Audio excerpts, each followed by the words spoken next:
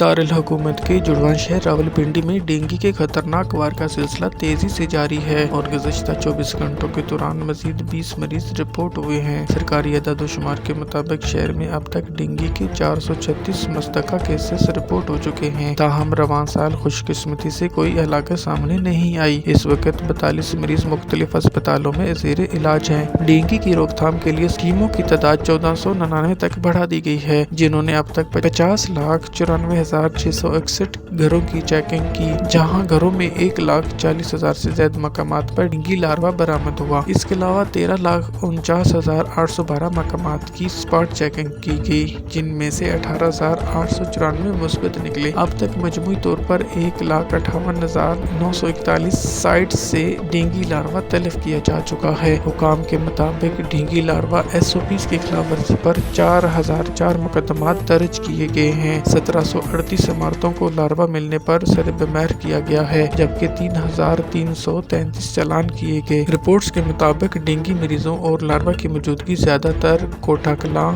Cantt, Khalil सक्खू, चक जलालुद्दीन, मोहनपुरा, चरी और ढोक अली अकबर जैसे इलाकों में सामने आई है, जहां टीमें इंसदादे डेंगू मुहिम को मजीद तेज कर रही हैं।